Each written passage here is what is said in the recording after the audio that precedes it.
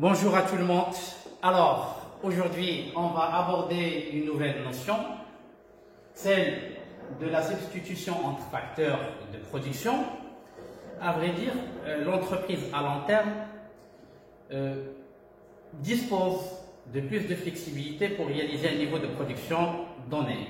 C'est-à-dire, il pourra atteindre un niveau de production recherché en utilisant différentes combinaisons de facteurs de production.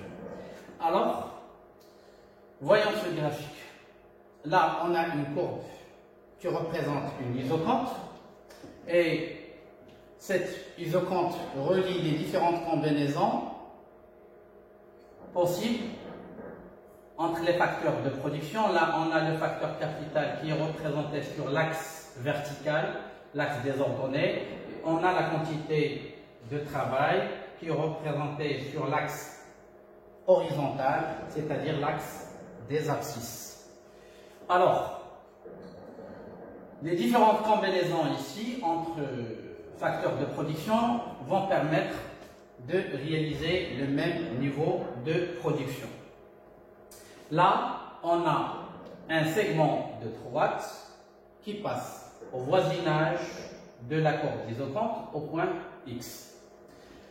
Cette pente, à vrai dire, mesure le degré de substitution entre facteurs de production. Et puisque la courbe d'isoconte est décroissante, la valeur de cette pente va être forcément négative. Dans ce cas-là, le taux marginal de substitution technique n'est que la valeur absolue de cette pente, c'est-à-dire le TMST égale à moins la pente de cette courbe-là. Alors,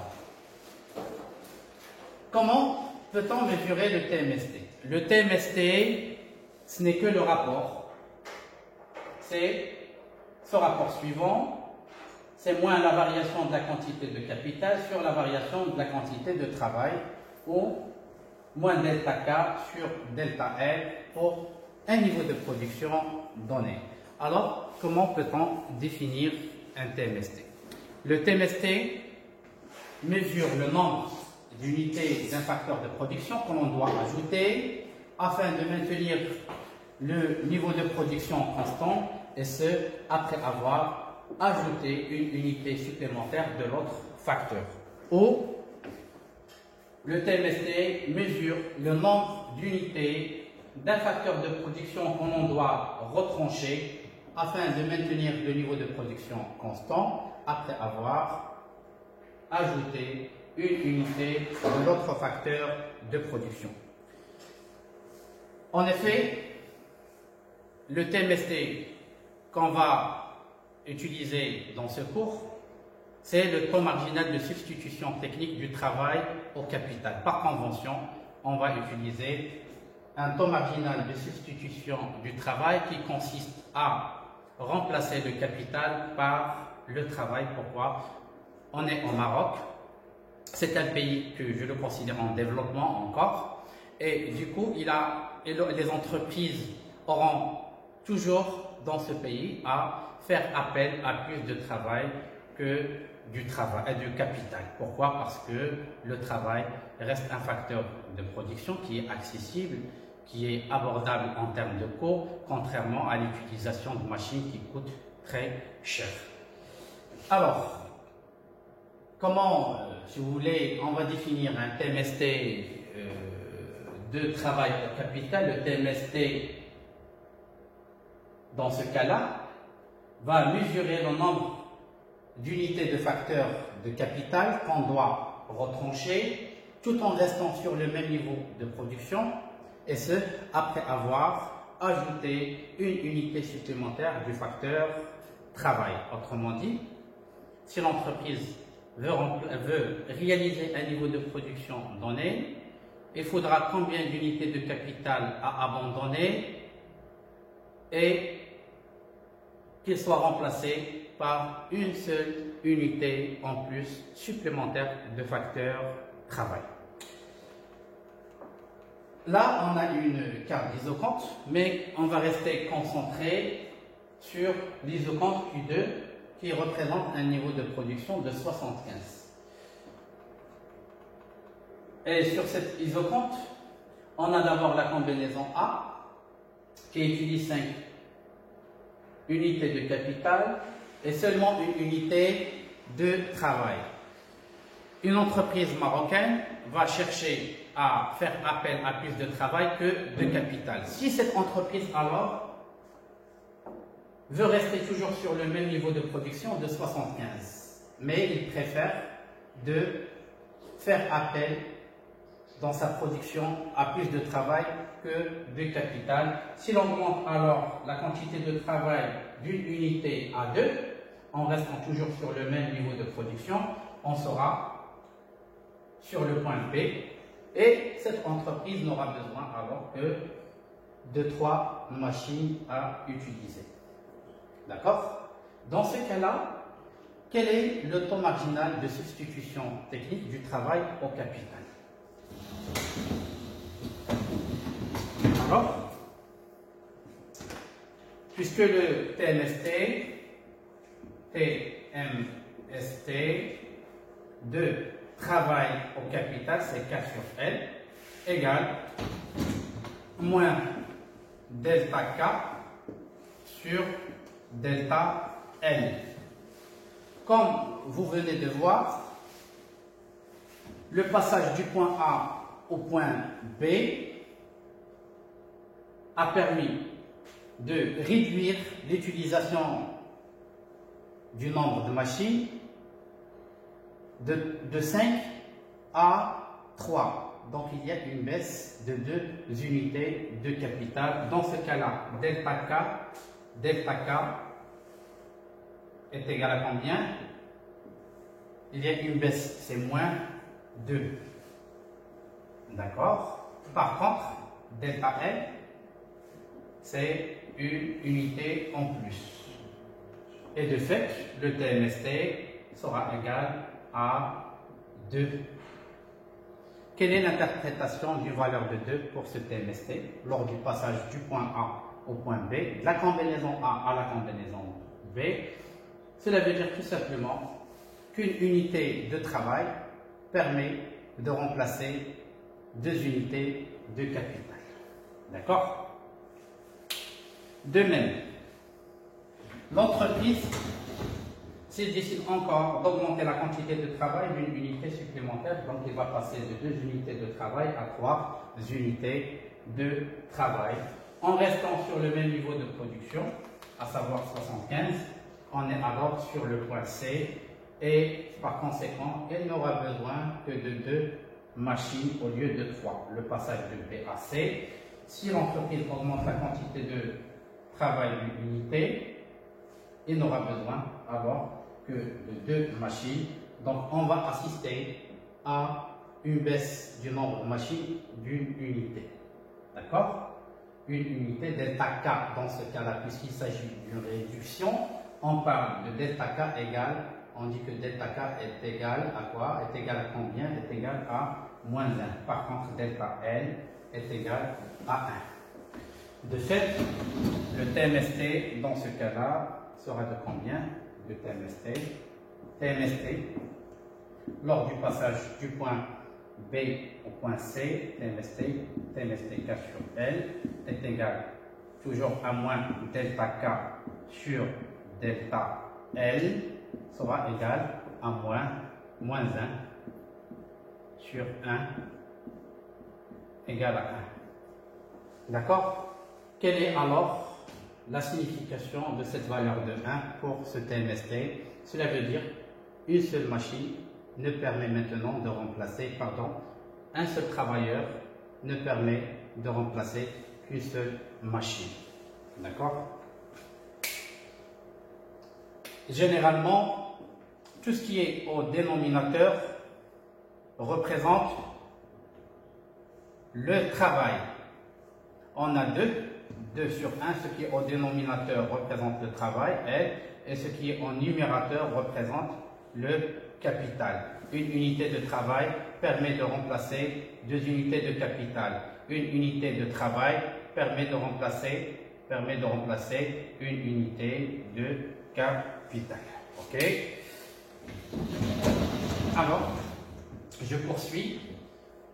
Toujours s'il continue normalement cette augmentation de la quantité de travail au détriment de la quantité de capital, lors du passage du point C au point D, avec une utilisation de 4 travailleurs, on aura besoin de, pour le capital, on va assister à une réduction de combien? Une réduction de 2 sur 3, c'est moins, une baisse de moins d'une unité de capital. Et dans ce cas-là, delta K sera égal à moins 2 sur 3. Par contre, delta L sera égal à 1. Et de fait, le TMST, dans ce cas-là, le TMST sera égal à 2 sur 3.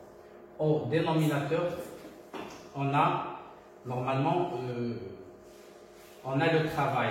3 unités de travail permet de remplacer ce qui est en numérateur, c'est le capital. C'est-à-dire 3 unités de travail sont nécessaires pour remplacer 2 unités de capital. Ainsi de suite. Qu'est-ce qu'on constate? On constate que le TMST décroît. À mesure que l'entreprise utilise des quantités plus importantes de travail et de moins en moins de capital, le TMST baisse. D'accord? Là, au début, on avait une unité de travail qui permet de remplacer 2 unités de capital. Par la suite, il faudra une seule unité de travail pour ne remplacer qu'une seule unité de capital. Et là, on a 3 unités de travail qu'il faudra employer pour ne remplacer que seulement 2 unités de capital. Et enfin, 3 unités de travail ne peuvent remplacer qu'une seule unité de capital. Là, le TMST décroît. Lorsqu'on descend tout au long de cette isoconte, la valeur du TMST décroît. La question, pourquoi? Tout simplement qu'à mesure qu'on utilise une quantité importante du travail, le travail en grande quantité devient moins productif. De l'autre côté, lorsqu'on utilise de moins en moins la quantité de capital, qu'est-ce qu'il arrive au capital?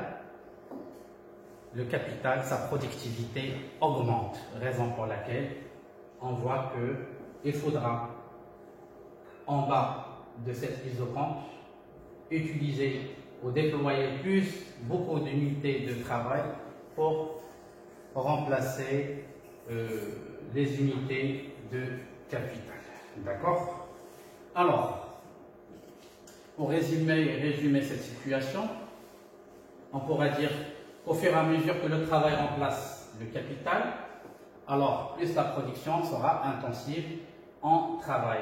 Et de fait, la productivité de travail baisse, alors que la productivité de capital augmente. Cela explique quoi? Que la décroissance du TMST s'explique par les rendements marginaux décroissants qui s'appliquent à l'endroit du facteur de travail. D'accord? Alors, la loi des rendements marginaux décroissants qui caractérise le facteur travail lorsqu'on l'utilise en grande quantité, qui explique cette décroissance du TMST. Maintenant, on doit souligner la chose suivante. C'est très important ce que j'allais vous dire. On sait que la productivité marginale du travail est égale à delta Q sur delta L. Cela veut dire tout simplement que delta Q, la variation de la production, est égale à la productivité marginale du travail multipliée par delta L. Et de l'autre côté, on a la productivité marginale du capital égale à delta Q sur delta K. Autrement dit, si vous voulez, la variation de la production est égale à la productivité marginale de capital multipliée par delta K. Si l'entreprise veut rester sur le même niveau de production,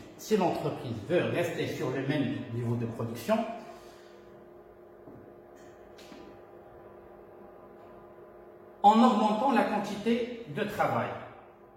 En principe, l'augmentation de la quantité de travail devrait impliquer une augmentation de la production.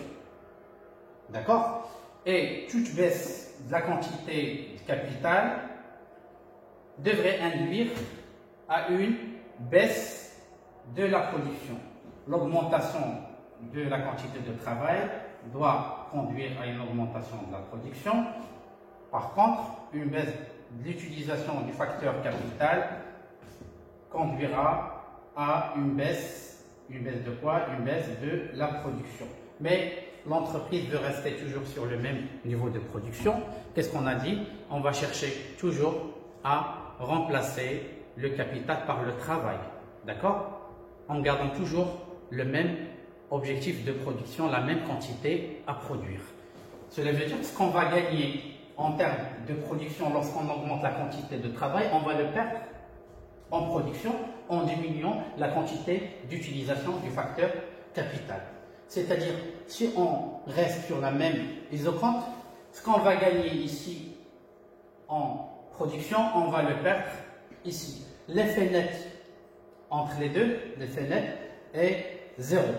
D'accord? Si bien sûr l'entreprise cherche à garder son niveau de production constant. Et par conséquent, qu'est-ce qu'on pourra dire? On pourra dire tout simplement que, on l'a déjà dit, d'accord? Je pourrais l'exprimer comme ça, la variation de la production qui augmente en raison de l'augmentation de l'utilisation de travail, d'une part, ce supplément de production qu'on pourra avoir va être absorbé, va être annulé par quoi? Par une utilisation moins importante du facteur capital, c'est-à-dire l'effet net des deux, de l'augmentation du part du facteur travail et de la baisse d'utilisation du facteur capital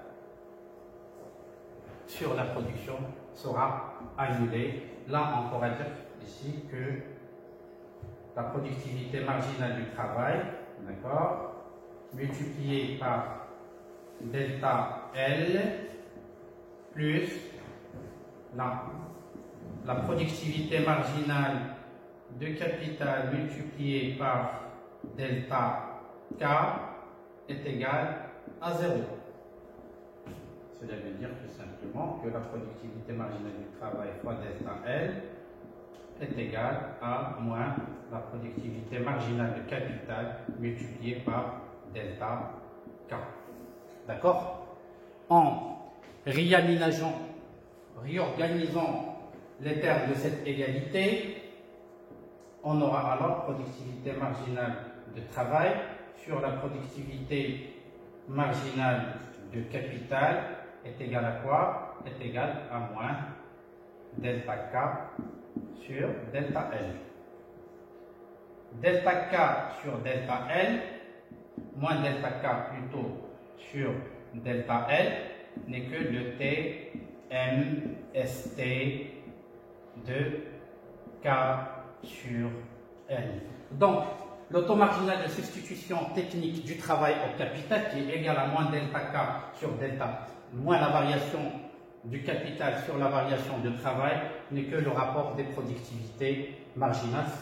Précisément, c'est la productivité marginale du travail sur la productivité marginale de capital.